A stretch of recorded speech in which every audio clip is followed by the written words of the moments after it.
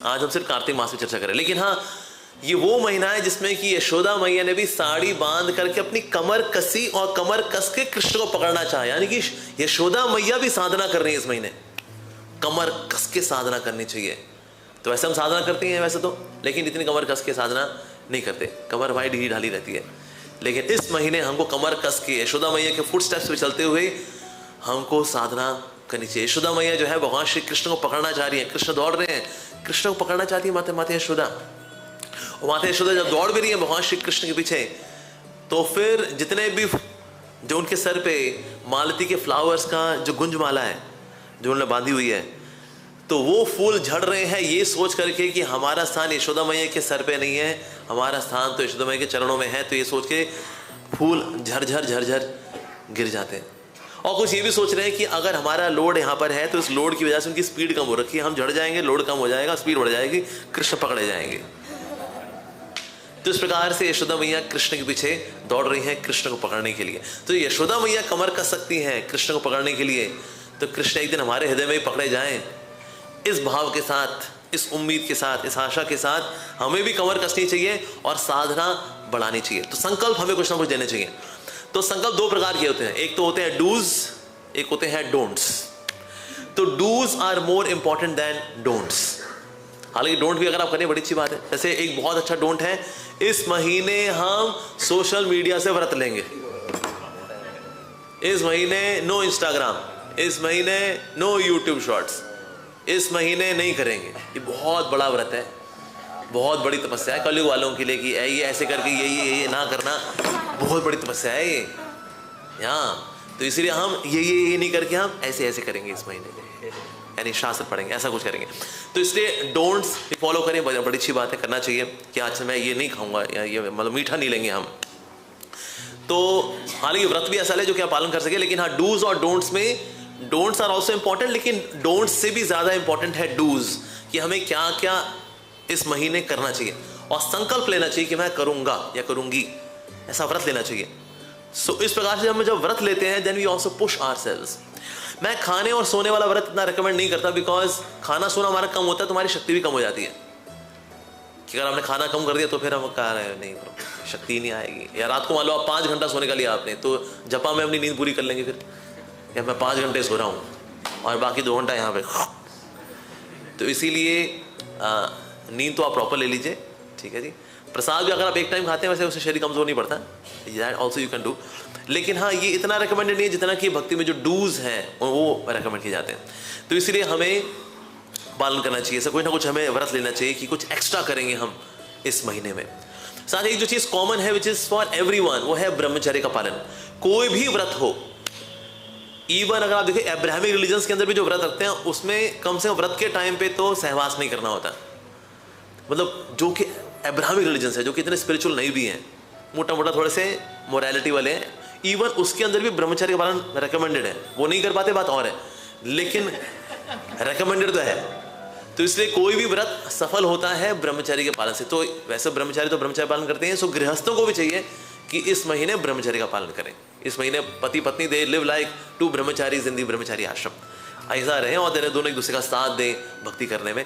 सो ब्रह्मचर्य is a pre requisite, ये एक बेसिक नेसेसिटी है किसी भी व्रत का पालन करने के, चाहे वो एकादशी का व्रत हो या फिर वो कार्तिक का व्रत हो, कोई भी अगर हम व्रत लेते हैं ये उसका बेसिक एक क्वालिफिकेशन है, यानी कि ब्रह्मचर्य का पालन करना चाहिए। यानी सेक्सुअल प्योरिटी को मेंटेन करना, सिर्फ बॉडीली नहीं मन से भी। ऐसे नहीं मेंटल फैंटेसी से काम चला लेंगे इस महीने, शरीर से कुछ नहीं करेंगे ना, ऐसा नहीं। सो मानसिक रूप से भी शुद्धि और शारीरिक रूप से भी शुद्धि। तो ब्रह्मचर्य का मतलब यही होता है। ब्रह्मचर्य डजंट मीन कि वो मन में तो अपना खेल खेल लेता है, शरीर से कुछ नहीं करता, कहता है कोई बात नहीं चला लो, ऐसे घसीट लो अपने आप को तुम ब्रह्मचर्य जीवन में। सो इसलिए 1 महीना कम से मन से तन से हमें ब्रह्मचर्य का पालन करना चाहिए। That's a basic pre requisite for any kind of fasting. और साथ ही हमें क्या करना चाहिए, हमें जहां तक हो सके भक्तों का संग करना चाहिए, यानी भक्तों के संग की परसेंटेज हमको बढ़ानी चाहिए इस महीने। कोई भी व्रत का पालन करना हो, व्रत के लिए हमको इंस्पिरेशन चाहिए, प्रेरणा चाहिए, तो प्रेरणा के लिए हमें साधु संग तो चाहिए ही चाहिए।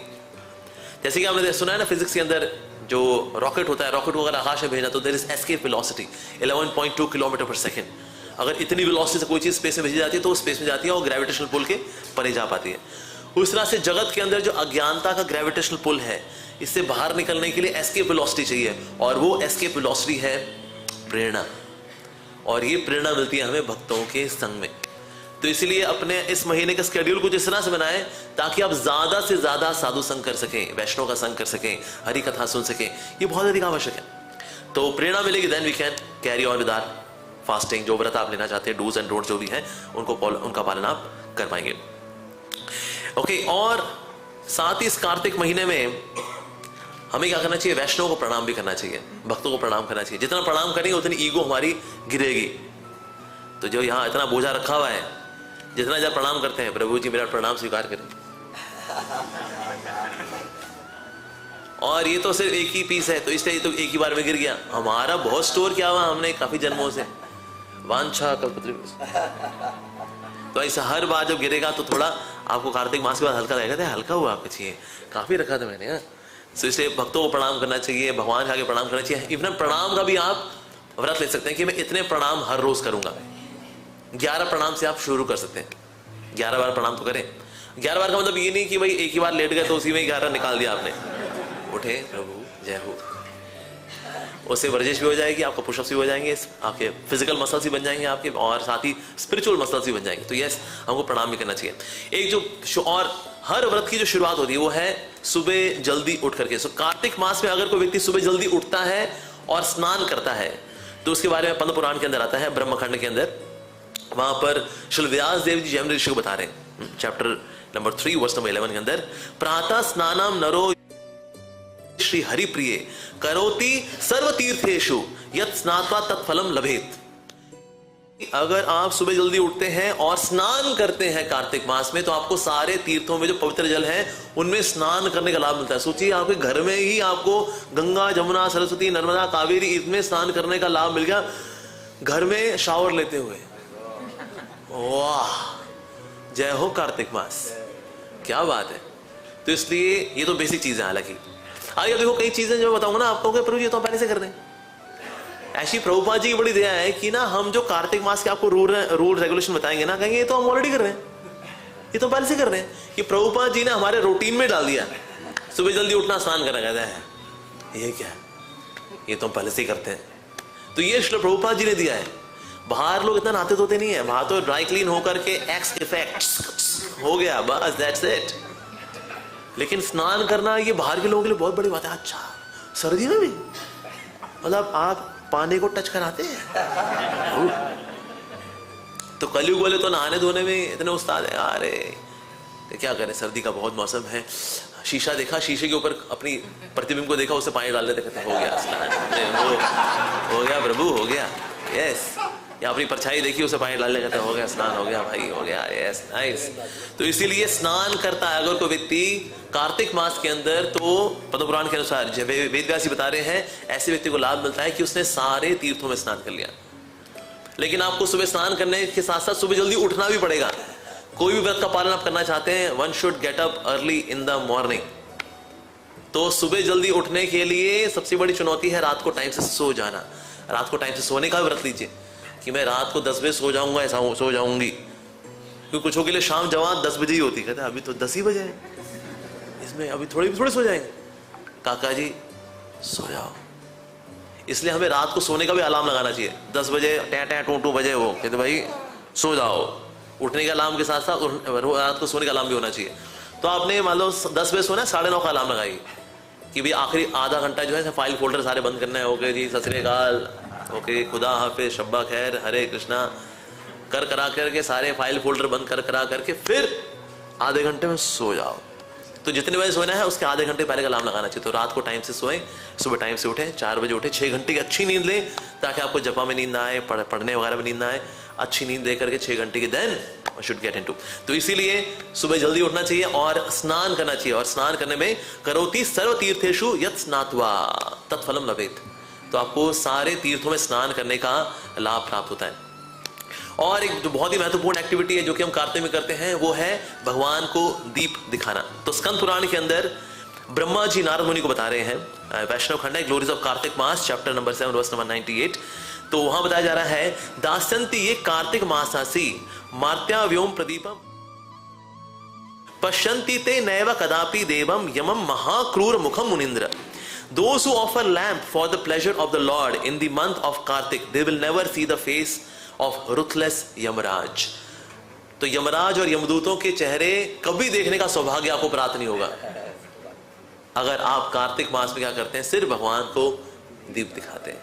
या भगवान मेरी भक्ति डीप नहीं है, ये मैं आपको दीप दिखा रहा हूँ, मेरी भक्ति को डीप करिए. तो ऐसा व्यक्ति जो सिर्फ दीप दिखाता है उसको यमराज के चेहरे देखने का सौभाग्य प्राप्त नहीं होगा. लोग प्रभु जी एक बार दिखा दो. सो सॉरी सर, दीप दिखाया था आपने कार्तिक? हाँ जी. अब आप यमराज और यमदूतों का चेहरा नहीं देख पाएंगे. तो हल्का सा so sorry, not even for 1 microsecond, not allowed. क्या करें? तो बोला हम दीपदान बड़ा क्यों करते हैं? दीपदान करने का एक बहुत बड़ा पर्पस है. जब दीप का अर्पित करते हैं भगवान को, उस वक्त हम भगवान के रूप पे मेडिटेट करते हैं. तो भगवान के रूप पे मेडिटेट करने से क्या होगा, जो संसार के रूप रंगों में जो हमारी बुद्धि घूमी हुई है, ये उससे हमारा मन बाहर आ पाता है. नैनो की मनमानी हो रे, नैना डस लेंगे. हाँ, नैना बड़े डेंजरस है भैया जी. नैना कहाँ कहाँ फंसाएंगे हमको पता नहीं है. हाँ, और जिनके 4 नैना, उनको तो और सावधान रहना. तो इसलिए नैन हमारे गलत जगह ना फंस जाए, इसलिए नैनों में तो इसलिए दीपदान जब करते हैं तो भगवान के रूप पे मेडिटेट करना चाहिए. ऐसा नहीं जल्दी जल्दी कर ले 4 2 3 7 4 2 3 7 हो गया. सर मेडिटेट करिए सर, मेडिटेट करना है भगवान के रूप पे. यस, प्रभुपाद जी बोलते हैं those who meditate on the form of the Lord, then all the beautiful form of this world appear pale to us. वो फिर फीकी, वो पीली नजर आते हैं. क्यों? क्योंकि भगवान का रूप रंग बड़ा आकर्षक है. तो ये करना चाहिए. साथ ही विथ फीलिंग्स एंड डिवोशन हमको दीपदान करना चाहिए.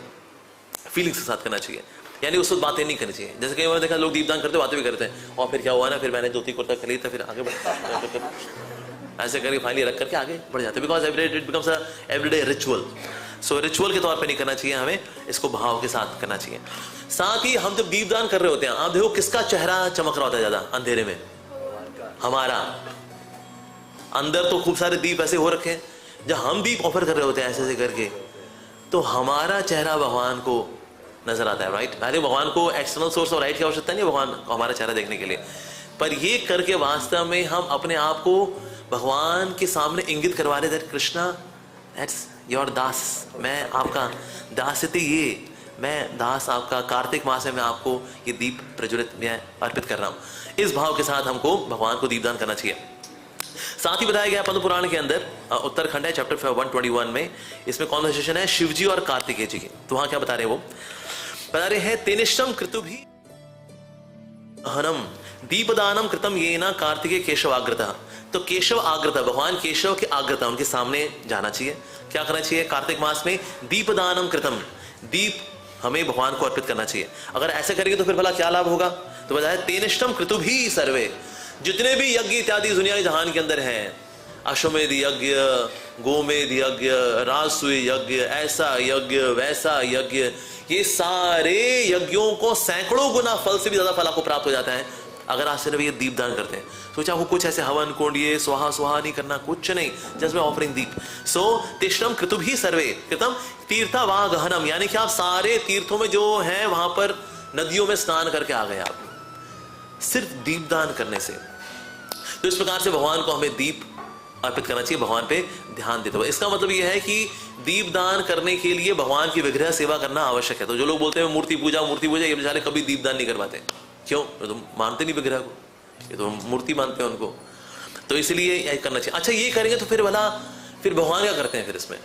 जय श्री रुक्मिणी द्वारकाधीश की जय, जगन्नाथ बलदेव सुभद्रा मैया की जय, प्रभु सुदर्शन की जय, श्री गौनिथाय की जय, गिरिराज महाराज की जय, यशोदा दामोदर भगवान की जय. तो हम जब भगवान को दिया देते हैं तो दिया के साथ में फीलिंग भी देते हैं. तो दिया के साथ अपना जिया भी दिया. तो जब जिया दिया तो भगवान कहते तूने अपना जिया दिया, तो हम क्या बैठे रहेंगे? क्या खा लेंगे? हम ऐसे ही बैठे रहेंगे? तो भगवान भी अपना जिया देते हैं. तो भगवान क्या करते हैं ऐसे भक्त के साथ? तो भगवान गीता के अंदर क्या बता रहे हैं? तेषाम एवानुकंपार्थम, मैं कृपा दिखाता हूं ऐसे भक्तों के प्रति. तो क्या करता हूं भला? किस रूप में कृपा दिखाते हैं भगवान? अहम ज्ञानम अजम तमः, यानी कि भक्त के हृदय में जो अज्ञानता है मैं उसको नष्ट कर देता हूं। कैसे नष्ट करता हूं? नाशाम में आत्मभावस्तु ज्ञान दीपेन भास्वता। सो ज्ञान के दीपक से, भक्ति के दिव्य ज्ञान के दीपक से भगवान हमारे हृदय की अज्ञानता को काट देते हैं। तो इसलिए ये दीपों का एक्सचेंज है। हम भी भगवान को दीप दे रहे हैं, भगवान भी दीप, ज्ञान दीपेन भास्वता, वो भी हमको ज्ञान का दीपक देते हैं, भक्ति के ज्ञान का दीपक देते हैं। और ये जो दीपदान है, it is such a famous festival all across the globe कि इंडोनेशिया जैसे देश, मलेशिया जैसे देश, यहां पर जहां मुस्लिम पॉपुलेशन है, यहां पर हर साल 12 मिलियन दीपदान किए जाते हैं। यानी इवन मुस्लिम्स भी आकर ये दीपदान करते हैं। और मिडिल ईस्ट के अंदर भी similarly 5.7 million people last year they offered deep to the Lord. Damodar होता है, दामोदर मंथ है, कई लोग आते हैं कहते हैं और क्या है जी, थोड़ा दीपदान करेंगे, दामोदर अष्टकम गाएंगे, पार्कों में प्रोग्राम्स होते हैं, कॉलोनीज में प्रोग्राम्स होते हैं, वहां पर जाकर के डिवोटीज ऑर्गेनाइज करते हैं ऐसे programmes, and many people they come and offer दीप, भगवान को दीप अर्पित करते हैं, यशोदा दामोदर जी को या फिर राधा दामोदर जी को दीप अर्पित करते हैं। साथ ही हम तुलसी महारानी को भी दीप अर्पित कर सकते हैं।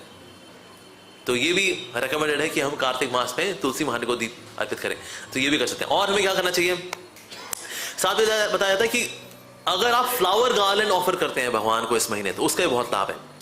तो ये श्लोक आता है पद्म पुराण के अंदर, सेक्शन 3 ब्रह्म कांड के चैप्टर 20 वर्स नंबर 6 के अंदर, conversation between Suta Goswami and Shaunaka Rishi. बताया जा रहा है, राधा दामोदरभ्याम यह पुष्पम माल्यम कार्तिके मासी सा दद्या द्याति Vaikuntha मंदिरम। A woman who offers a garland of fragrant flowers to Radha Damodar in the month of Kartik goes to Vaikuntha। तो ऐसा नहीं सिर्फ माताओं के लिए है, प्रभुस के लिए भी है। कोई सोचे ठीक है माता जी आप ही ऑफर करिए, आप ही के लिए बताया गया है जी, सभी के लिए है। तो इसलिए भगवान को हमें फ्रेग्रेंट फ्लावर्स ऑफर करना चाहिए और इनका गार्लैंड बनाकर भगवान को अर्पित करना चाहिए। तो यानी कि ऐसे पुष्प हमें भगवान को ऑफर नहीं करने चाहिए जिसमें कि सुगंध नहीं होती। कुछ जैसे भी आजकल आ गए हैं ना, ये कौन सा आता है, इसको क्या बोलते हैं, हाँ ऑर्चिड बोलते हैं, क्या बोलते हैं इसको, ऑर्किड के अंदर कोई सुगंध होती ही नहीं। इसीलिए ऐसी माला जो है पहनने में तो बड़ी अच्छी लगती है, लेकिन उसमें सुगंध कुछ नहीं होती। तो सुगंध वाले जो फ्लावर्स हैं, इनकी माला बना करके भगवान को अर्पित करनी चाहिए। तो भगवान को जो माला पहना है, कृष्णा रियली लाइक्स दिस। इस अंदर बड़ी में से एक आलवार है, अंडाल आलवार, जो एक गोदा देवी के नाम से भी जानी जाती है। And she appeared underneath a Tulsi tree. तो वहां पर एक बहुत ही महान के शुद्ध भक्त थे, उनका नाम था विष्णु चित्तीर, जो कि श्री विलिपुत्तूर में थे। तो वहां पर वो उनको ये मिली Goda Devi, and she was right from very beginning a pure devotee of Krishna. Reason being वो श्रीमती राधा रानी का विस्तार मानी जाती है गोदा देवी। और उन्होंने भगवान रंगनाथ को देख करके उनके बारे में सुन करके उनका इतना प्यार था कि जब गार्लैंड वो बनाती थी तो गार्लैंड पहले खुद पहनती थी और खुद पहन करके देखती थी। क्यों? क्योंकि उन्होंने सोचा हुआ था अगर मैं जीवन में कभी अपना पति चुनूंगी तो मैं रंगनाथ जी को चुनूंगी। रंगनाथ जी ही मेरे पति हैं। मैं इस दुनिया के हड्डी मांस के लोथड़े वाला पति नहीं चुनूंगी मैं, क्योंकि सबके सब बदमाश होते हैं। सो मेरे को तो मेरे स्वामी है रंगनाथ स्वामी, दैट्स इट। तो अगर मैं उनकी पत्नी बनूंगी तो पत्नी बन करके मैं ऐसे गार्लैंड पहनूंगी तो कैसी दिखूंगी। तो रंगनाथ जी का गार्लैंड वो खुद पहनती थी और पहले शीशे में देखती थी, उसके बाद फिर उसको उतार के देती थी, अब ये रंगनाथ जी को पहनेंगे। तो एक समय ऐसा हुआ, रंगनाथ जी के ऊपर जो गार्लैंड चढ़ाया गया तो उसमें देखा एक लंबा सा बाल है। ये लंबा बाल कैसे आया? तो विष्णु चित्ती ने देखा इतना लंबा बाल मेरी शिखा का तो है नहीं, तो ये बाल भला कहां से आया? तो बेटी से पूछा, बेटे ये बाल, ये बाल तुम्हारा? कहती है हाँ ये बाल तो मेरा है। क्या तुम्हारा बाल ये माला के अंदर कैसे आया? क्योंकि ना रोज मैं माला बनाती हूँ रंगनाथ जी के लिए, तो पहले मैं उसको पहन के देखती हूँ कि उन पे भला कैसे लगेगा। और दूसरा, अगर मैं उनकी पत्नी होंगी तो फिर मैं, अगर मेरे को भी गार्लैंड होगा तो फिर मैं भी उनकी वाइफ दिखनी चाहिए ना भाई, हाँ भाई ये पति पत्नी हस्बैंड वाइफ। तो इसीलिए फिर मैं ये पहन के देखती हूँ। तो उनको बड़ा दुख हुआ, यार ये तो अपराध हो गया, ये तो पहले हम पहने और उसके बाद फिर भगवान को पहनाए तो ठीक नहीं है। उनका नहीं अब तुम ये सेवा छोड़ो, तुम्हारे से हम ये हार नहीं बनवाएंगे, तुम ये करती हो। तो उसके बाद से उन्होंने फिर खुद माला बना करके अर्पित करना शुरू कर दिया। भगवान सपने में आए विष्णु चित्तर के कि वो वाली माला कहाँ है, जो कि तुम्हारी बेटी गोदा देवी वो पहन के देती है, वो चाहिए मेरे को। प्रभु लेकिन वो तो ऐसे आपको तो फ्रेश हो ना, फ्रेग्रेंट फ्लावर्स में फ्रेग्रेंस के साथ जो तुम्हारी बेटी की जो खुशबू है, मुझे वो खुशबू चाहिए, वो सुगंध चाहिए मेरे को। इसीलिए गार्लैंड बनेगा, पहले तुम्हारी बेटी पहनेगी और फिर मेरे को अर्पित होगा। तो इस प्रकार से उनको फिर ये गार्लैंड इस प्रकार से अर्पित होना। एंड ऑफ कोर्स अंडाल, क्योंकि श्रीमती राधा रानी का विस्तार है, तो इनका कल्याणम, यानी she has got this marriage ceremony with the Lord Ranganath. So garlands are very dear to Krishna. तो इसीलिए गार्लैंड्स जो माताएं बना रही हैं, विशेष रूप से अभी कार्तिक महीने में तो जो माताएं गार्लैंड बनाती हैं उनको तो विशेष लाभ मिलेगा इसके अंदर। सो इसीलिए हमें वैसे भी गार्लैंड बनाना चाहिए और भगवान को अर्पित करना चाहिए। सो प्रभु भी कर सकते हैं, माताएं भी कर सकती हैं। इसमें ईगो वाली बात नहीं कि ये तो माताओं की सेवा है। This is feminine kind of service, we are masculine. इस भ्रम से हमें बाहर आना चाहिए। भगवान पुरुष हैं, बल्कि पुरुषोत्तम है, और हम प्रकृति हैं। तो इसलिए in a way we all are feminine. ये बाहर से बायोलॉजिकली हो सकता है किसी दाढ़ी वाड़ी हो, ऐसी मोटी आवाज उसकी, लेकिन है तो अल्टीमेटली हम सब प्रकृति ठाकुर जी के, राइट। तो इसीलिए इस प्रकार की सेवा भी हम लग सकते हैं। तो भगवान को हमें गार्लैंड भी ऑफर करना चाहिए। और हमें क्या करना चाहिए इस महीने, साथ ही बताया जाता है कि अगर कोई विष्णु देवालय यानी भगवान श्री हरि का मंदिर अगर साफ करता है तो भला क्या लाभ मिलता है। विष्णु देवालयम प्रातः सम्मार्जति कार्तिके तस्य वैकुंठ भवने जयते सुदृढ़म गृहम। साथ ही हमें क्या करना चाहिए, a person who cleanses the temple of lord Vishnu और lord Hari early in the morning in the month of Kartik, a very nice house is created for him in the Vaikuntha. तो वैकुंठ में यानी गोलोक वृंदावन में आपके लिए भी क्वार्टर रिजर्व कर दिया जाएगा, 3 BHK 4 BHK whatever villa जो आप चाहते हैं, it will be given to you in Golok Vrindavan. कैसे, मंदिर में आकर के साफ सफाई करके, दैट्स इट।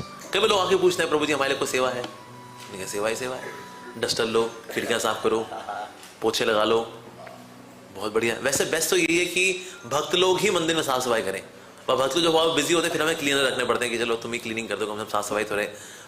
लेकिन हमें वैसे मंदिर आना चाहिए तो कुछ ना कुछ हमें हल्की फुल्की सेवा, कम से कम कुछ ना कुछ तो सेवा अवश्य करनी चाहिए। वो चाहे शीशे साफ करना हो, फ्लोर साफ करना हो। जैसे मेरे पास एक व्यक्ति आया था, उसने बोला प्रभु जी मेरे को सेवा है। मैंने कहा हमारे यहाँ सेवाएं तो सब ऑलरेडी फिक्स्ड अप है। तो उसने क्या किया, वो पेंट लेकर के आया और तुलसी महारानी के जो गमले हैं उसने पेंटिंग करनी शुरू कर दी। मतलब जिसको सेवा करनी होगी वो सेवा ढूंढ लेगा, जिसको नहीं सेवा करेगा था हाँ जी सेवा ही नहीं है, सो जाओ। तो जिसको सेवा करनी होती है वो सेवा ढूंढ लेता है वो, यस। फिर उसने सारी पेंटिंग कर ली। मैंने कहा अब देखते हैं अब क्या करता है। वो जा करके वो तुलसी महारानी वहाँ गार्डन में गया, वहाँ उसने गुड़ाई कर दी, खुरपी लेकर के आया, गुड़ाई कर दी, खाद डाल दी। वहाँ पर गया, गौशाला गया, वहाँ से कंडे लेकर के आया, गोबर के कंडे लेकर के आया, उनको कचूमर बनाया, पानी डाल करके उनको गीला गीला किया और सारी तुलसी गार्डन में डाल दिया उसने। जिसको सेवा कर रहे हो सेवा ढूंढ लेता है वो। तो इसलिए मंदिर आ करके हमें क्या करना चाहिए, मंदिर में कुछ साफ सफाई वगैरह भी करनी चाहिए। वैसे मंदिर जब भी आए ना, हम कभी हमें खाली हाथ नहीं आना चाहिए, बिकॉज हमने हमारे प्रिय है ना प्रभु, तो हमें खाली हाथ नहीं आना चाहिए। यहाँ पर जब भी आए तो कुछ ना कुछ लेकर के आए, भले ही एक गुलाब का फूल लेकर के आए, रुक्मिणी द्वारकाधीश वही करना चाहिए। ये तो जो वैसे होते हैं, जो संसारी लोग होते हैं, वो रोते हुए आते हैं, हंसते हुए जाते हैं, इच्छा पूरी कर दो, इच्छा 1, इच्छा 2, इच्छा 3, इच्छा 108। ऐसा नहीं करना चाहिए। मंदिर जब आना चाहिए तो कुछ ना कुछ लेकर के आना चाहिए, कुछ हल्का फुल्का लेकर के आए, लेकिन लेके आना चाहिए। अपने प्रियतम से मिलने के लिए जा रहे हैं, ऐसे खाली हाथ चले जाएंगे, तो कुछ ना कुछ लेके जाना चाहिए हमें। But yes we should do some kind of seva. और भगवान का मंदिर जब हम साफ करते हैं तो हमारा हृदय साफ होता है। हृदय का मंदिर तो साफ करना है, राइट। तो एक पर्टिकुलर अगर देखा जाए टिपिकली बद्ध जीव का हृदय, it is not a temple, बल्कि वहां तो प्रोस्टिट्यूट्स रहती हैं। यहाँ पर काम, क्रोध, लोभ, मोह, मदमात्सर्य, इन प्रोस्टिट्यूट्स को हटाना है और ये प्रोस्टिट्यूशन हाउस को ट्रांसफॉर्म करना है मंदिर में। सो ये इसी क्लेंजिंग होती है। जब यहाँ क्लेंजिंग होती है तो मंदिर हम सबको मिलकर के साफ करना चाहिए। और हमें क्या करना चाहिए, वेरी इंपॉर्टेंट एक्टिविटी। तो बताया जा रहा है इसको, ये चीज आती है श्री हरि भक्ति विलास के अंदर बता रहे श्री सनातन गोस्वामी, सर्वधर्मान परित्यज्य मामे काम शरणम व्रज, नहीं और कुछ और है यहाँ पर। अभी सर्वधर्मान परित्यज्य कार्तिकेय केशवाग्रतः, सर्वधर्मान परित्यज्य सब प्रकार की और बाकी विधियों को छोड़कर क्या करना चाहिए, कार्तिक मास में केशव आग्रतः भगवान केशव के सम्मुख हमें जाना चाहिए। और फिर वहां जाके क्या करना चाहिए, शास्त्रावतरणम पुण्यम श्रोतवंज महामुने, हमें वहां पर जा करके शास्त्रों को सुनना चाहिए, पढ़ना चाहिए। तो ये भी करना चाहिए, क्योंकि अब आप ये पढ़ना अगर कम कर देंगे तो कुछ तो पढ़ना पड़ेगा ना, तो क्या करें फिर, तो हम शास्त्र पढ़ सकते हैं। तो इसलिए हमें शास्त्रों को पढ़ना चाहिए, बोल बोल करके पढ़ना चाहिए, बोल बोल के पढ़ना चाहिए। हरि कथा को हमें सुनना चाहिए। शेषा लोभ बुद्धियावा यह करोति हरे कथाम, कार्तिकेय मुनि शार्दुल कुला नाम तारे ये छतम। तो हे शार्दुल, that means O tiger like man, हमें क्या करना चाहिए, हमें कार्तिक मास के अंदर हरि कथा को सुनना चाहिए। करोति हरे कथाम, हरि कथा करनी भी चाहिए और सुननी भी चाहिए। तो आप मंदिर आके करें, बड़ी अच्छी बात है, नहीं कर सकते यूट्यूब पर सुन लें, लेकिन हमें कथा सुननी चाहिए। कथा सुनेंगे तो कथा से हमारा जो मन है वो भगवान में लगता है, क्योंकि कृष्ण का नाम और कृष्ण में कोई अंतर नहीं है। उसी प्रकार से कृष्ण कथा और श्रीमती राधा रानी में कोई अंतर नहीं है। तो जिस प्रकार से श्रीमती राधा रानी की कृपा से हमें कृष्ण प्राप्त होते हैं, उसी प्रकार से कृष्ण कथा से कृष्ण नाम प्राप्त होता है। तो जो लोग कृष्ण कथा में नहीं आते, उससे हम सिर्फ नाम लेंगे, नाम ही सब कुछ है, काका जी आप नाम भी नहीं ले पाओगे। नाम सूखा सूखा मुंह से निकलेगा, जिसमें मुंह सूख जाता है, पानी पीना पड़ता है बार बार, वैसा वाला, वैसी वाली कथा, वैसा वाला नाम होगा, बस दैट्स इट। तो इसलिए कथाओं में आना चाहिए, हरे कथाम करना चाहिए, ज्यादा से ज्यादा कथा सुननी चाहिए। कितनी सुननी चाहिए, उतनी सुननी चाहिए जब तक आप बेहोश ना हो जाएं, तब तक सुनना चाहिए। फिर होश में आएंगे, फिर क्या करेंगे, फिर कथा सुनेंगे। कब तक, जब तक बेहोश ना हो जाए। फिर वापस होश में आगे क्या करेंगे। हाँ, इस प्रकार से कार्तिक का महीना हमको बिताना चाहिए। तो इसीलिए हमको इस प्रकार सर्वधान परित्यज्य कार्तिक केशव आग्रतः, और साथ में इसमें भगवान का जो नाम है इसको सुनना चाहिए।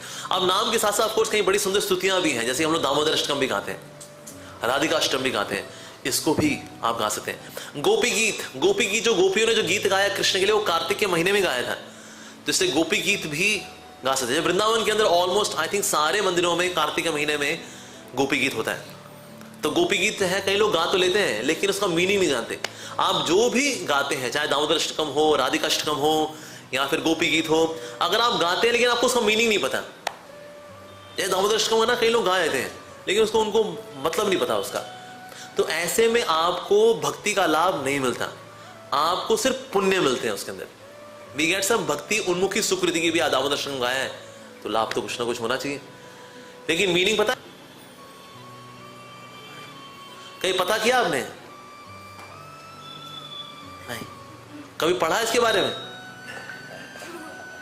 इसको जानते हो, इसमें कमेंट्री भी लिखी किसी आचार्य ने, श्री सनातन गोस्वामी नाम के व्यक्ति ने।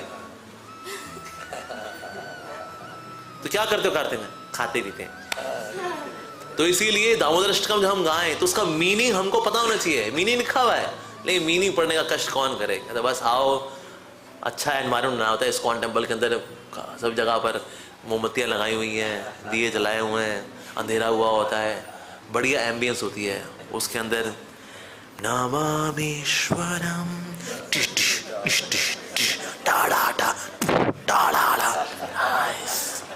It gives me such good feel. तो गुड फील के साथ साथ मीनिंग पे भी थोड़ा ध्यान देना चाहिए। क्या गा रहे हैं, क्या ये है, नमामीश्वरम सच्चिदानंद रूपम। लसत कुंडलम क्या होता है? लसत कुंडलम कहता है ये तो कुंडलम, मेरी वाइफ की कुंडल बहुत अच्छे हैं और बाकी पता ही नहीं, लसत कुंडलम। तो इसीलिए हमें शब्दों की मीनिंग को लेकर के फिर उसको मीनिंगफुली गाना चाहिए, नहीं तो हमें सिर्फ सुकृति प्राप्त होगी। जैसे ब्रह्म संहिता भी गा सकते हैं, नंदनाष्टकम भी गाते हैं लोग, राधा कृपा कटाक्ष भी गाते हैं, जो शिव जी ने गुणगान किया श्रीमती राधा रानी का।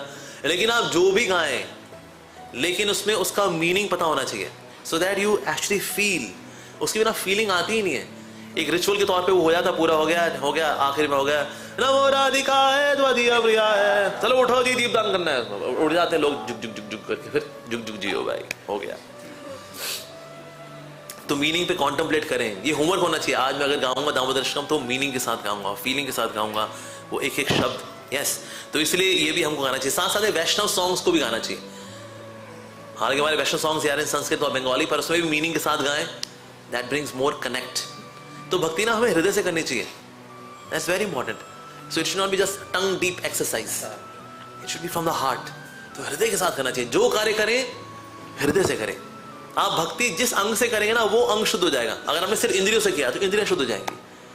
अगर मन के साथ किया तो मन आपका शुद्ध हो जाएगा, चित्त को लगा करके किया तो चित्त शुद्ध हो जाएगा। तो भक्ति में जो चीज लगेगी वही शुद्ध होगी। तो सिर्फ इंद्रियां शुद्ध करनी है क्या हमें? ये मन भी तो शुद्ध करना है, सारी बदमाशियां तो वहां भरी पड़ी हैं, राइट। ये चित्त को तो शुद्ध करना है हमें, नहीं तो इस संसार के अंदर हम चित्त होए रखे हैं, होए रहेंगे अपनी इच्छाओं के आगे। तो इसीलिए इन सबको गाएं तो मीनिंगफुली गाएं, ये करना चाहिए। और ऑफ कोर्स अगर आप मंदिर आए दैट इज बेस्ट। अगर आप मंदिर नहीं आ सकते तो घर में करें, परिवार वाले इकट्ठा हो, 15 मिनट 20 मिनट आधा घंटा मिल करके सबको गाना चाहिए। यस। और एक बार ना आप देखिए, एक बार कार्तिक मास में अगर आपका रिचुअल बन जाता है, ये एक रूटीन बन जाता है, फिर आप कार्तिक मास के बाद भी then you can continue maybe some other Ashtakam, वो भी कर सकते हैं आप। लेकिन घर पे हो या चाहे मंदिर में हो, कार्य तो हमें ये करना है। और हमें क्या करना चाहिए कार्तिक मास के अंदर? तो कार्तिक मास में भगवद गीता पढ़ने का बड़ा क्या लाभ बताया गया। तो ये आता है स्कंद पुराण के अंदर, Vaishnava Khanda, glories of Kartik Maas, chapter 2 verse number 49 and 50। So यहां ब्रह्मा जी बता रहे हैं नारद मुनि को, क्या बता रहे हैं? कार्तिकेय मासी विपेंद्र यस्तु गीता पठे नरः। अगर कोई व्यक्ति कार्तिक मास में गीता का पाठ करता है, तस्य पुण्य फलम पक्तुम। अब मैं तुमको क्या बताऊं कितना फल प्राप्त होता है। मम शक्तिर न विद्यते, मेरे में शक्ति ही नहीं है ये बताने की कि कितना लाभ मिल जाता है कार्तिक मास में भगवद गीता पढ़ने से। Secondly, what is it? They take this vow. In this month we will complete Bhagavad Gita, क्योंकि कुल मिलाकर 900 पेज है, रोज 30 पेज पढ़ेंगे, 30 पेज पढ़ेंगे, 30 दिन में पूरी भगवद गीता कंप्लीट। जैसे कई डिवोटीज है, they take this vow कि ओके हम विश्वनाथ चक्रवर्ती ठाकुर की जो कमेंट्री हो पढ़ेंगे, सरार्थ वर्षिणी, भागवतम पे है उनकी कमेंट्री सरार्थ दर्शिनी, और भगवद गीता पे जो कमेंट्री है श्री विश्वनाथ चक्रवर्ती ठाकुर की, उसको बोलते हैं सरार्थ वर्षिणी, कि हम सरार्थ वर्षिणी टीका पूरी करेंगे, भगवद गीता कंप्लीट करेंगे। यहाँ गीता भूषण पढ़ेंगे, सिर्फ श्रील बलदेव विद्याभूषणी कमेंट्री है भगवद गीता पे, हम वो पूरी करेंगे इस महीने। तो इस तरह से ये जो पढ़ने लिखने वाली वाव है, दैट्स वेरी गुड, कि ये बुक कंप्लीट करनी है। तो बताया जा रहा है यहाँ पर, तस्य पुण्य फलम वक्तुम न शक्ति न विद्यते, मेरे में शक्ति ही नहीं है ये बताने की कितना फल प्राप्त होता है अगर आप भगवद गीता पढ़ते हैं तो। तो भगवद गीता के बारे में फिर क्या बताया गया? गीता या सुसमम शास्त्रम न भूतम न भविष्यति। सो भगवद गीता के समान तो शास्त्र ना भूतम, ना भूतकाल में, ना भविष्यति, ना भविष्य काल में, ऐसा ना तो कुछ शास्त्र हुआ है ना कभी होगा। सर्वपहारः नित्यम गीत के मोक्षदायिनी, ये मोक्षदायिनी है, भगवान गोविंद के चरणों में मोक्ष प्रदान करती है ये भगवद गीता। जैसे गीता महात्म्य के अंदर भी आता है, सर्वोपनिषदो गावो दुग्ध गोपाल नंदनः पार्थवत्सा सुधीर्भोक्ता दुग्धम गीतामृतम महत्। तो सारे वैदिक शास्त्र जो है वो अगर गाय के समान है तो उसका एसेंस है श्रीमद् भगवद गीता। हालांकि गाय से हमें और चीजें मिलती हैं, गोबर ही मिलता है, गोबर इज ऑल्सो वेरी इंपॉर्टेंट, हमें गो अर्क भी मिलता है, दैट्स ऑल्सो वेरी इंपॉर्टेंट। पर सबसे अधिक बेनिफिशियल क्या है पूरे गाय की पूरी बॉडी के अंदर? मिल्क, क्योंकि उससे हमें दूध भी मिलता है, छाछ भी मिलती है, दही भी मिलता है, घी भी मिलता है, सब कुछ उसी से आने का है। तो वैदिक शास्त्रों में बहुत सारी चीजें हैं और लाभदायक है, नो डाउट, बहुत कुछ मिलता है हमें। कर्म कांड के लेवल में है, उसमें ज्ञान कांड भी है, उपासना कांड भी है, मिश्रित भक्ति भी है, सब है उसके अंदर। लेकिन सबसे महत्वपूर्ण पार्ट है शास्त्रों का जहां शुद्ध भक्ति की बात हो, तो भगवद गीता क्योंकि शुद्ध भक्ति की और हमें अग्रसर करती है, तो इसलिए भगवद गीता सर्वश्रेष्ठ है। साथ ही भगवान श्री कृष्ण क्या बता रहे गीता के बारे में? गीता में च उत्तमम स्थानम, गीता में परमम पदम। सो गीता का उत्तम स्थान है, गीता में परमम पदम, सर्वश्रेष्ठ स्थान है श्रीमद् भगवद गीता का। गीता में परमम गुह्यम, भगवद गीता बहुत ही गुह्य शास्त्र है। गीता में परमो गुरु, गीता वास्तव में परम गुरु है, तो इसलिए गीता की शरण जाना चाहिए। साथ ही बता रहे हैं भगवान श्री कृष्ण, गीता आश्रय यम तिष्ठामि, गीता में परमम गृहम। तो इसलिए मैं तो भगवद गीता में ही अपने आप को तिष्ठामि, I want to situate my self in the knowledge of Bhagavad Gita.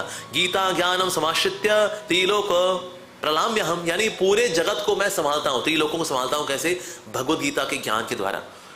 तो भगवद गीता की बहुत महिमा है। तो विशेष रूप से कार्तिक के महीने में तो ब्रह्मा जी कह रहे जी मेरे भी बस का नहीं है बता सकूं कितना ही लाभ मिलता है भगवद गीता पढ़ने का। So it is very practical that you complete entire Bhagavad Gita in the month of Kartik. और भगवद गीता पढ़ने का मतलब आपको अनुवाद भी पढ़ना है और तात्पर्य भी पढ़ने हैं। अदरवाइज आप अनुवाद पढ़ करके तो एक दिन में आप भगवद गीता पढ़ सकते हो, हम जैसे करते भी हैं। भगवद गीता एक दिन में 3-3.5 घंटे में पूरी भगवद गीता कंप्लीट हो जाती है। तो इन्हें सिर्फ ट्रांसलेशन पढ़ ली, ना ना ना, तात्पर्यों के साथ पढ़ेंगे हम, तो ये करना चाहिए। अच्छा भगवद गीता पढ़ेंगे, अच्छा लेकिन भागवतम वो पढ़ना चाहिए। हाँ जी, भागवतम पढ़ने के लिए भी आता है हरि भक्ति विलास के अंदर, या पठेत प्रयतो नित्यम श्लोकम भागवतम मुने। तो अगर कोई व्यक्ति भागवत के श्लोकों का पाठ करता है, अष्टादश पुराणानाम कार्तिकेय फलमाप्नुयात्, यानी कि सारे पुराणों को पढ़ने का लाभ मिल जाता है भागवतम के एक श्लोक को अगर आप पढ़ते हैं कार्तिक मास के अंदर। So person who with his controlled senses reads even a single verse of Srimad Bhagavatam daily in the month of Kartik will achieve the result of reading all the 18 Puranas। 18 पुराण तो पढ़ने का हमारा बूता है नहीं, क्योंकि उसमें सिर्फ 4.5 लाख श्लोक हैं। तो पढ़ लेंगे सब। स्कंद पुराण में अकेले 80,000 श्लोक हैं, पढ़ो। क्या 80,000 छोड़ो, भागवतम के 18,000 पढ़ लिए तुमने? नहीं सर, 1947 से आज तक नहीं पढ़ पाए हम। तो इसलिए फिर 4.5 लाख श्लोक तो फिर हम क्या ही पढ़ेंगे। तो हम कुछ तो आपको लेके लाभ चाहिए, कहते हैं हाँ लाभ चाहिए, काम मतलब काम चोरी वाला काम है। हाँ जी क्या ठीक है, तो इसमें कर लो कार्तिक मास के अंदर। कार्तिक मास में एक श्लोक अगर हम पढ़ते हैं तो इसका मतलब ये नहीं एक श्लोक पढ़ के बस हो जाएगा, तो बस इतना ही लिखा था एक श्लोक। आप नहीं बताया अगर कोई व्यक्ति अपने इंद्रियों को संयमित करके एक श्लोक पढ़ता है तो नहीं, भागवतम हमको पढ़ना चाहिए, भर भर के पढ़ना चाहिए। एक समय श्री राधा गोविंद महाराज के पास एक भक्त आया, कहता महाराज भागवत पढ़ता तो हूँ, समझ में नहीं आ रहा है। महाराज ने कहा रोज कितना घंटा पढ़ते हो? कहता महाराज रोज 2 घंटा पढ़ लेता हूँ। महाराज हंसे कुछ देर, तो महाराज हंस दिए। कहता महाराज आप हंस क्यों रहे हैं? महाराज ने कहा 2 घंटा से क्या होता है? क्योंकि महाराज खुद 10-10 घंटा पढ़ लेते हैं, इसीलिए स्पेशली जिस दिन भागवत कथा होती है श्री राधा गोविंद महाराज की, महाराज उस दिन 10 घंटे 12 घंटे भागवत पढ़ते हैं। सुबह 4 से 6 16 माला करके 6 से लेकर के शाम के 6 बजे तक महाराज भागवत पढ़ते हैं। He is in meditation. उसके बाद जाकर कथा करे। सोचिए अगर कोई व्यक्ति 12 घंटे भागवतम में डूब करके फिर कथा करे तो क्या ही होगा। इसलिए भागवत कथा करने में जो आचार्य हैं वो हैं श्रील राधा गोविंद महाराज। तो इसलिए हमें भागवतम को भी पढ़ना चाहिए। साक्षात कृष्ण है ये, भागवतम में साक्षात कृष्ण, तो इसलिए हमें कृष्ण का संग करना चाहिए, भागवत के श्लोकों में जाना चाहिए। ऐसा भागवतम की अनंत महिमा ऑफ कोर्स। ऐसे एक महिमा बताई गई है कि वेद सिखाते हैं पिता के समान, उपनिषद सिखाते हैं टीचर के समान, जो पुराण है वो सिखाते हैं दोस्त के समान, और जो इतिहास है जैसे महाभारत और रामायण ये सिखाते हैं प्रियतमा के समान, लेकिन भागवत सिखाता है इन सब के समान। तो यानी अगर भागवतम है जीवन में तो ना तो प्रियतमा चाहिए, ना दोस्त चाहिए, ना टीचर चाहिए, ना पिताजी चाहिए, क्योंकि ये सब के सब सारे रोल अकेला श्रीमद् भागवतम ही पूरा कर देता है। तो इससे कार्तिक मास में सब कुछ है हमारा श्रीमद् भागवतम। त्वमेव माता च पिता त्वमेव बंधु च सखा त्वमेव विद्या च द्रविणं त्वमेव सर्वं मम देव देव। हे Shrimad Bhagavatam, you are my मम देव देव, you are my everything. Yes, तो इस प्रकार से हमें जितना ज्यादा हो सके श्रीमद् भागवतम का पाठ करना चाहिए। अगेन तात्पर्य के साथ, प्रभुपाद जी ने बड़ी भावों के साथ तात्पर्य दिए हैं। सो इसीलिए they are imbued with Shri Prabhupada deep spiritual ecstasy. तो उनके भावन माद है जो भक्ति की भावन माद है वो डाले हैं उन्होंने तात्पर्य के अंदर। इसे देखिए जो श्रीमद् भागवतम का फर्स्ट वर्स है, अगर निकाल लेना उसको तो एक किताब बन जाए, इतना ज्यादा बड़ा तात्पर्य है। पहले 3 श्लोकों में तो भर भर के तत्व सिद्धांत दिया, माय गॉड। पर यस, हमको श्रीमद् भागवतम का पाठ भी करना चाहिए कार्तिक मास के अंदर। अच्छा, और हमें क्या करना चाहिए कार्तिक मास में? तो बताया जा रहा है कार्तिक मास में, now this comes from Skanda Purana वैष्णव खंड के अंदर बताया गया है कि कार्तिक मास में यमुना मैया में स्नान करने का भला क्या महत्व है। कार्तिको मासु मथुरा यमुने जले ये स्नान सेतु वैकुंठे बहुकाल वसंती राधा दामोदर तत्र स्वयं स्नान कर्तुम कार्तिके अतो मथुरा श्रेष्ठा यमुना च विशेषतः। If in month of Kartik a person takes bath only once in water of Yamuna in Mathura resides in Vaikuntha for a long period of time. Radha and Damodar in the month of Kartik personally take bath in the water of Yamuna in Mathura. Therefore Mathura, especially Yamuna, is the most excellent. तो इसीलिए हमें धाम निवास भी करना चाहिए कार्तिक के महीने में 3 दिन के लिए। 3 दिन तो जो है हमारे अपराध काउंट नहीं होते, because we are counted as guest हैं, ठीक है कोई नहीं जी। लेकिन चौथे दिन फिर वृंदा देवी पेन पैड लेकर बैठ जाती है, हाँ जी पहला अपराध, दूसरा अपराध, तीसरा अपराध। तो इसलिए 3 दिन के लिए जाना अलाउड है। वैसे जिसमें भी ना भोग की इच्छा बाकी है अभी, ऐसे व्यक्ति को वृंदावन में वास नहीं करना चाहिए। कई लोग कर लेते हैं कि चलो वृंदावन चलेंगे, हम वहाँ ओमेक्स अपार्टमेंट खरीदेंगे, वहाँ पर स्विमिंग पूल वगैरह भी है, बीच बीच में हम जाएंगे, दर्शन भी करेंगे, टिक्की विक्की भी खाएंगे, लस्सी भी पियेंगे, अब आ गया दर्शन भी कर लेंगे, जाए हो जाओ हरी बोल।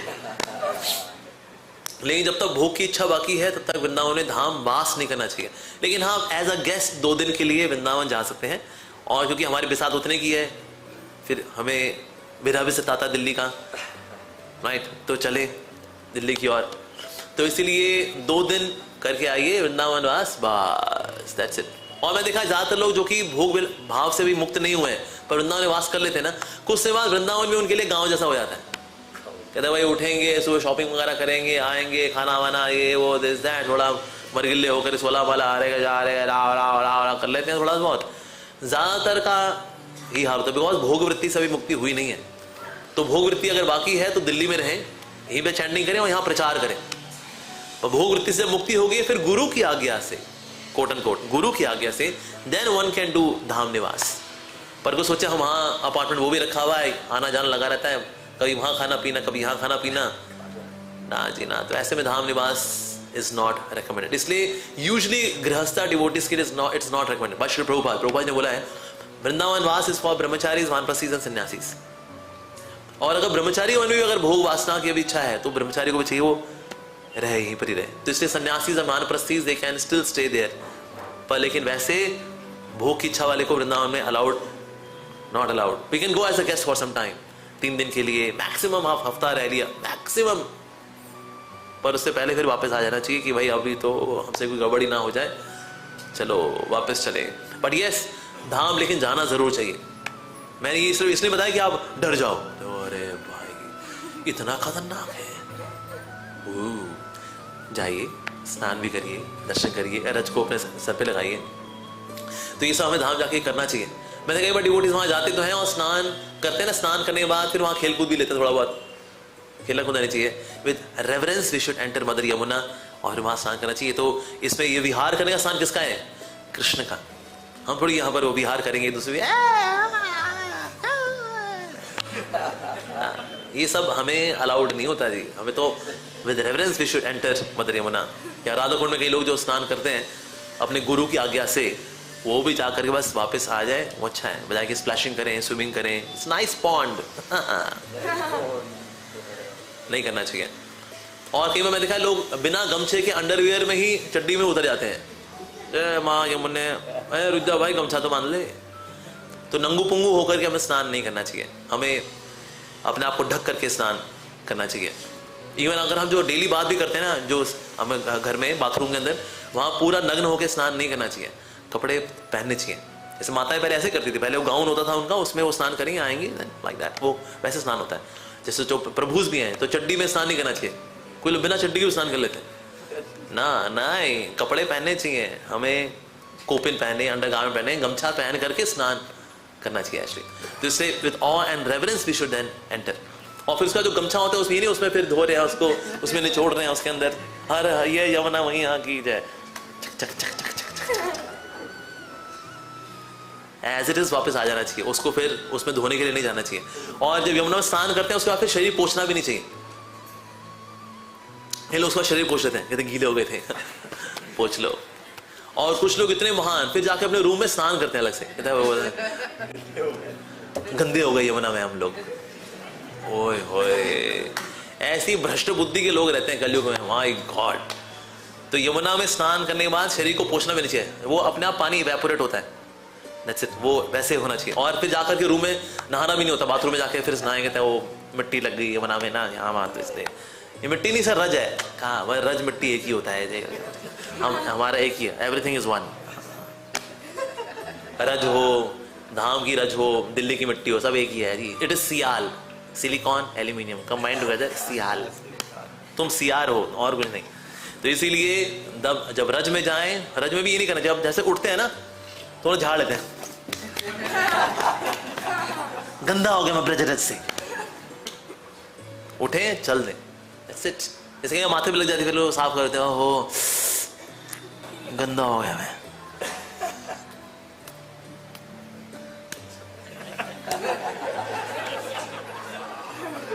ये नहीं करना होता। हमारे जितने चौधरी लोग हैं कलयुग वाले सब करते हैं, जा करके जाएंगे फिर जाएंगे। मेरा मेकअप, मेरी फोटो अच्छी नहीं आएगी, सेल्फी मेरे अच्छी आनी चाहिए। कार्तिक मास में सेल्फी खिंचाने का अपना ही योग है। अरे अरे अरे अरे, ये श्रृंगार है, ब्रजरज का लगना ये श्रृंगार है हमारा वास्तव में। लेकिन हमें बाहरी श्रृंगार जो है वो शहरी वाले श्रृंगार चाहिए, हमें खूबसूरत दिखते रहे हम लोग। हाँ बस दैट्स इट, ग्लैमराइज्ड दर्शन, प्रभु को अपने दर्शन दें, संसार को अपने दर्शन दें। हाँ इसलिए नहीं तो इसीलिए जब उठे तो ये से झाड़ना झूड़ना नहीं, हम आदत भी है ना तो लोग कर लेते हैं, ऐसे कर झाड़ लेंगे कर लेते हैं, इसलिए पर वास्तव में उठ जाना चाहिए एज इट इज। तो धाम भी जाना चाहिए, वृंदावन जाना चाहिए। We should make a plan to go to Vrindavan धाम। हमें गिरिराज जी की परिक्रमा भी करनी चाहिए, व्हाई नॉट, बिल्कुल करनी चाहिए। लेकिन परिक्रमा भी यही है, परिक्रमा में आप चलते रहे तो अच्छा है, हौले हौले करें, चलते रहे। जितना बैठ बैठ के उठेंगे ना बीच में तो आपका स्टेमिना टूटता है। But yes we should do that, हमें धाम में जाकर के इस प्रकार से वास भी करना चाहिए। और साथ ही कार्तिक मास है, इसमें देखते हैं श्री प्रभुपाद जी का तिरुभाव भी आता है इसी महीने के अंदर। श्री गौर किशोर बाबा जी महाराज, नरोत्तम दास ठाकुर जी का तिरुभाव भी आता है इसके अंदर। बड़ा ही महत्वपूर्ण महीना है ये, तो इसलिए इसके अंदर जितना ज्यादा हम स्पिरिचुअल एक्टिविटीज करेंगे उतना ज्यादा हमारे लिए अच्छा है, राइट। तो ये कार्तिक मास आ रहा है, कार्तिक मास में कुछ ना कुछ वाव लीजिए, कुछ ना प्रतिज्ञा लीजिए और भक्ति को और ज्यादा हमें अग्रसर करना चाहिए। दामोदर अष्टकम गाएं, सुबह शाम गाएं, राधिका अष्टकम गाएं, जो भी गाएं मीनिंगफुली गाएं। सुबह जल्दी उठें, स्नान करें, कुछ प्रतिज्ञा लें, भक्तों का संग करें, भगवद गीता पढ़ें, भागवतम पढ़ें, ये सब हमें करना चाहिए। एक्चुअली दीपदान, that is also very important, करना चाहिए। तो ये सब करेंगे then we can actually feel that yes मैंने कार्तिक मास बिताया। Otherwise it would be just another month, जैसे बाकी महीने बीते वैसे ये वाला महीना भी बीत लेगा, बस दैट्स इट। तो इसीलिए हमें इस मास में we should invest, it is full of mercy, ये कृपा से भरा हुआ महीना है ये। और इसमें जो हमको शक्ति मिलेगी, फिर अगला महीना आने वाला है बुक डिस्ट्रीब्यूशन का, फिर उस शक्ति का हम प्रयोग करेंगे बुक डिस्ट्रीब्यूशन में, यानी भगवद गीता को बांटने में। आपको पता है इस्कॉन कितनी भगवद गीता बांटता है हर साल? इस्कॉन के डिवोटीज हर 7 सेकंड में एक भगवद गीता बांटते हैं, हर 7 सेकंड में। तो इसीलिए हमें भगवद गीता बांटनी भी है, लेकिन उससे पहले भगवद गीता पढ़नी भी है। हाँ जी, सिर्फ बांटना ही नहीं है, तो हमें पढ़ना भी चाहिए। तो इसके लिए पढ़ने के लिए विशेष रूप से महीना ये है, इसके बाद ही पढ़ना चाहिए ऑफ कोर्स, लेकिन कार्तिक मास में तो हमें we should get into sadhana mode, equipping ourselves, becoming more and more stronger in bhakti, भक्ति में सशक्त बनना चाहिए इस कृपा में प्लग इन करके। सो कार्तिक मास महा महोत्सव की जय, जगत गुरु श्रील प्रभुपाद की जय। किसी को प्रश्न है? Let's take few questions and then we stop. हाँ बताइए प्रभु। यस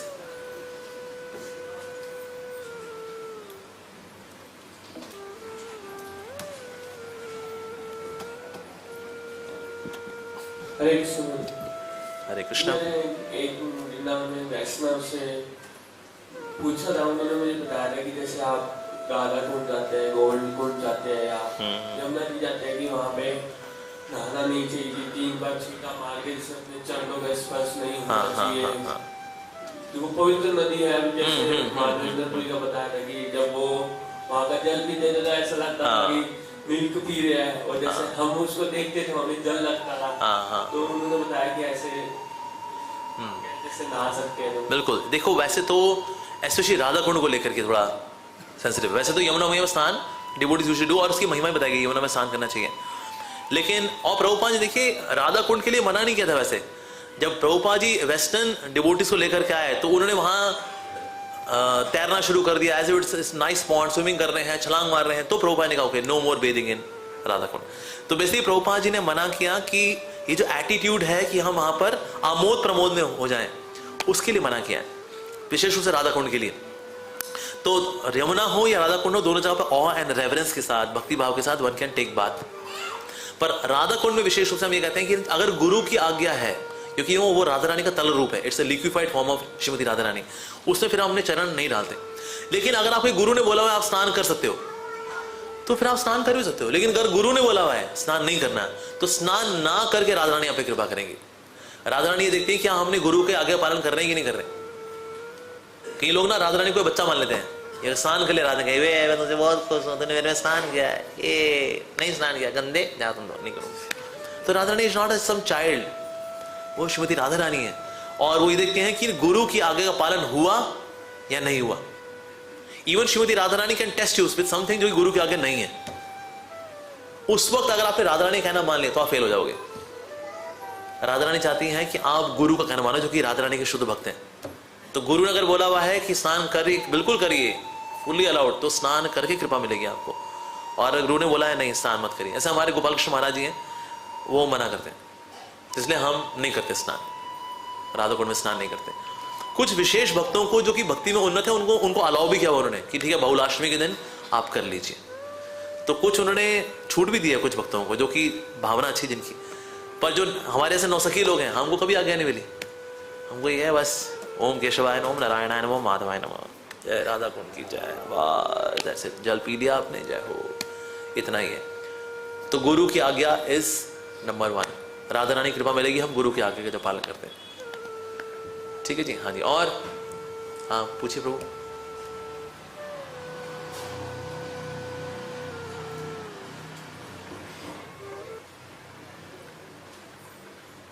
हरे कृष्णा प्रभु।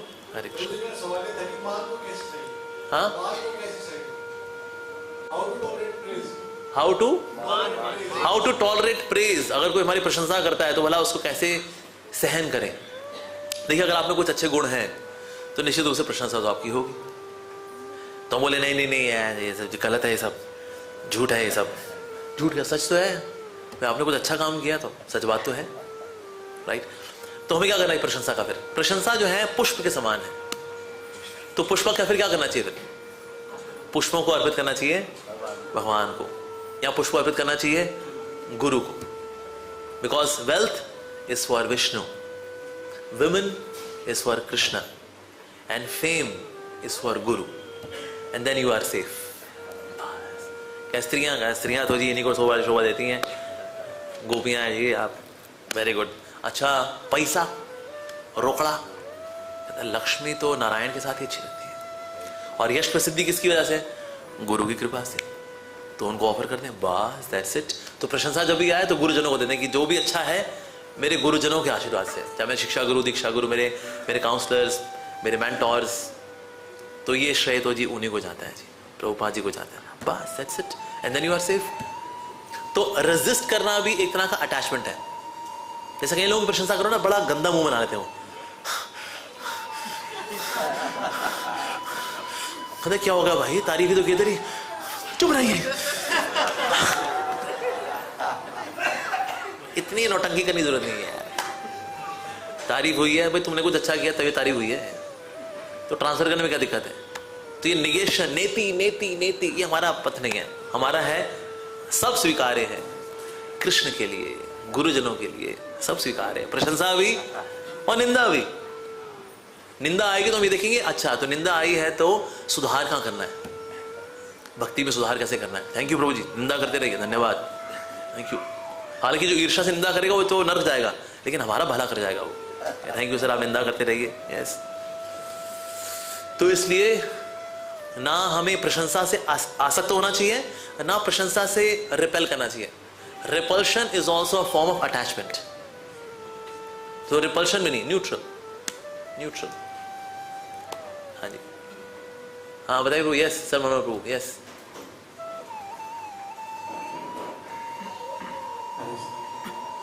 कई बार स्पिरिचुअल एक्टिविटीज का आईएस क्रेडिट से रिलेशन क्यों नहीं है?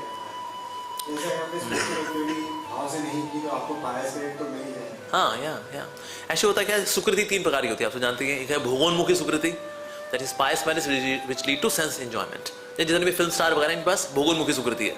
जैसे अमिताभ बच्चन है भाई, अभी तक 80s में आ चुके हैं, लेकिन फिर भी आज चल रही है। भोगोन्मुखी सुकृति बहुत तगड़ी वाली है। फिर आती है मुक्ति उन्मुखी सुकृति, यानी कि मुक्ति की ओर जो हमें उन्मुख कराती है। और तीसरी होती है, उसको बोलते हैं भक्ति उन्मुखी सुकृति। लेकिन ये सुकृतियां ही हैं जो कॉन्सेंट्रेट होते होते होते होते फिर ये श्रद्धा की ओर बढ़ती हैं, श्रद्धा बनाती हैं। पर it's a diluted form of spiritual pious merit.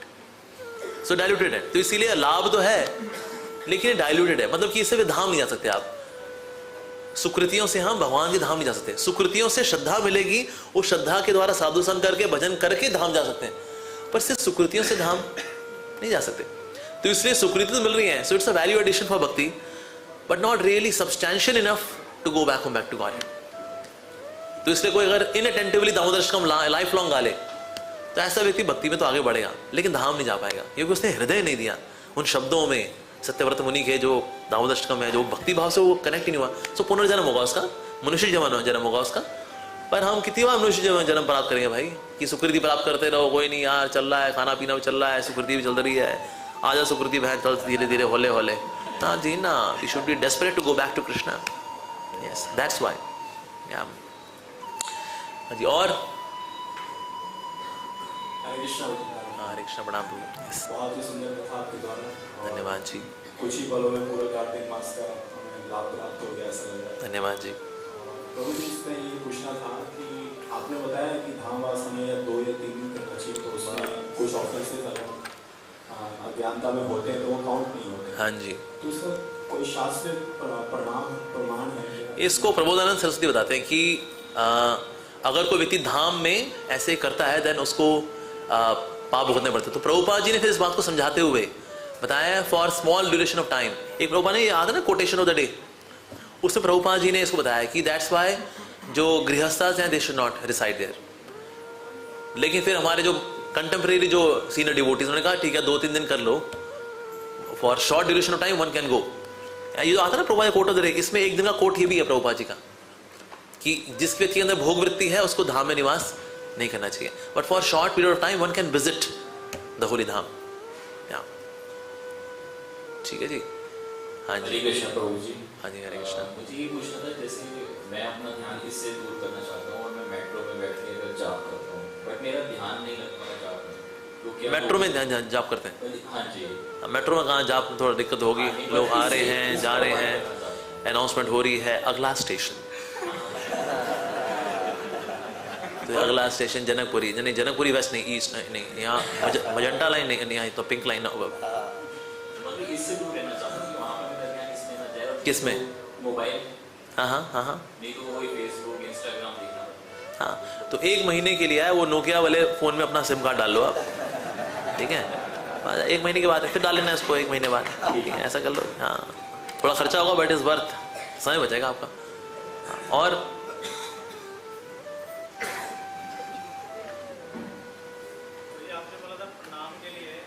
हाँ जी, हाँ हम कम से कम 30 बार तो कर लें, या करना चाहिए। हाँ जी माता जी। यस, हरे कृष्णा प्रभु जी, बहुत बहुत धन्यवाद प्रभु जी। प्रभु जी आपने बताया कि श्रीमद् भागवतम पढ़ना चाहिए, भगवद गीता पढ़ना चाहिए। प्रभु जी पढ़ना चाहिए, लेकिन जो हम पढ़ते हैं उसको जीवन में कैसे उतारना चाहिए? क्योंकि पढ़ तो लेते हैं, लेकिन जब इसको प्रश्न आता है कि इसके ऊपर हम अमल कैसे करें, तो वो सबसे अमल से पहले एक और स्टेप आता है। शास्त्र पढ़ते हैं जो हम, तो है एक है श्रवणम, स्टेप 1, स्टेप 2 मननम, फिर स्टेप 3 है निधिध्यासनम। तो हम श्रवणम करें और बिना मनन के निधिध्यासनम पे आना चाहें नहीं कर पाएंगे। सो पहले मननम वो करना चाहिए, उससे ज्ञान पचता है। जब पचेगा फिर वो अप्लाई हो पाएगा। जैसे हम गाय ना, गाय जो है खाती तो है लेकिन जुगाली करती रहती है वो।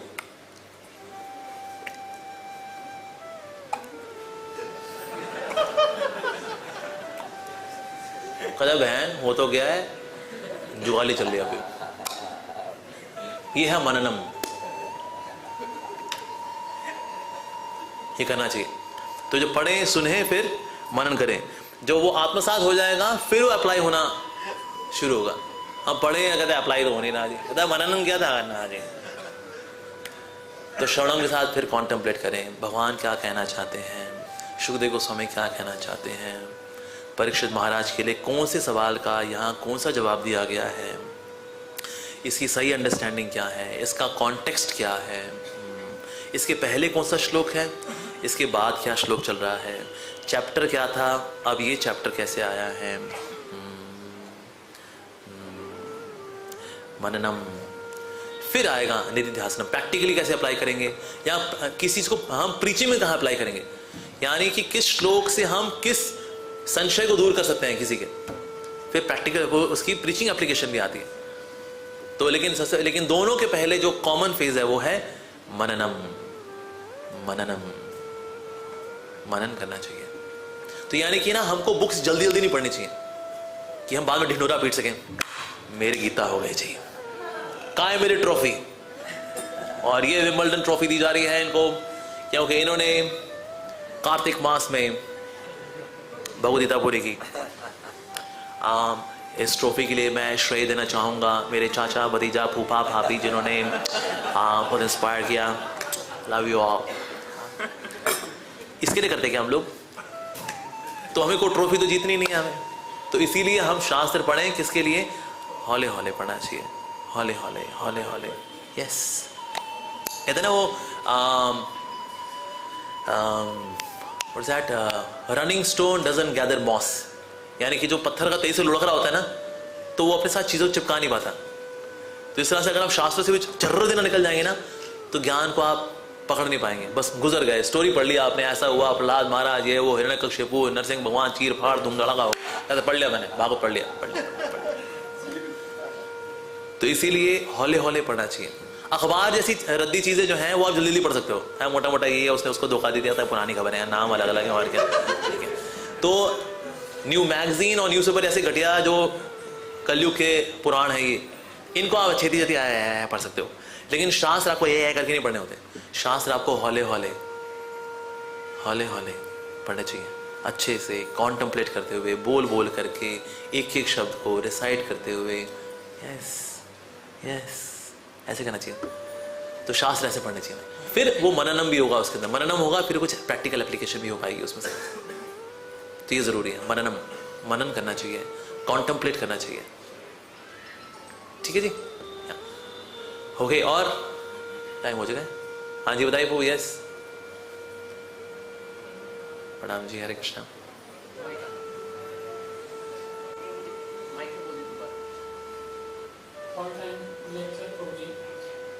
जैसे हॉबी एक्सपेंसेस ऑफर करने की आपने सजेशन दी, तो कई बार वैष्णव आसन या भगवान के बिना समक्ष नहीं हो पाते, तो मानसिक प्रोविजंस तो ऑफर कर सकते हैं।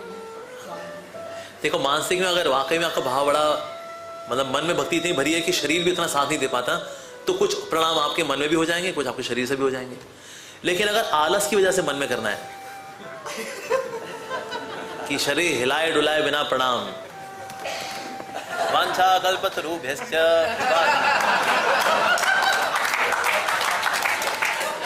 चलने वन्य प्रणाम, 108 हो गए, हरी बोल। तो आलस की वजह से नहीं करना चाहिए मानसिक प्रणाम। लेकिन हाँ, अगर आप प्रणाम करने की बहुत ज़्यादा तीव्र इच्छा, लेकिन शरीर में इतनी अभी स्फूर्ति नहीं रही है क्योंकि घुटनों की ग्रीस जा चुकी है, लोअर बैक पेन भी रहता है, ठीक है, और ऐसे नहीं कर पाएंगे अब ज़्यादा, तो फिर ठीक है, आप कुछ आपने मन में भी कर लिए, चलता है, समझ में आता है। लेकिन हमें शारीरिक रूप से प्रणाम करने चाहिए, ठीक है। जो बुजुर्ग हैं जैसे वो मन में कर लें, दैट्स ओके। लेकिन भक्तों चाहिए जो पुरुष शरीर में है वो करे साष्टांग दंडवत, और जो माताएं वो करें पांचांग प्रणाम, लेकिन करना चाहिए, प्रणाम करना चाहिए। भले पूरा ना उठे तो बैठ करके फिर प्रणाम करना चाहिए, प्रणाम करना चाहिए। प्रणाम भी कुछ हो ले सकते हैं, 11 प्रणाम करूंगा मैं वैष्णवों को, 21 प्रणाम करूंगा भगवान को, वट एवर इट इज, ये भी ले सकते हैं। ठीक है जी, हाँ, ओके। और कोई सवाल? Yes, that's it, done. जय कार्तिक मास महामहोत्सव की जय, जगत गुरु श्रील प्रभुपाद की जय, आप सभी भक्तों की जय। धाय गो प्रेमानंदे, हरि हरि वो।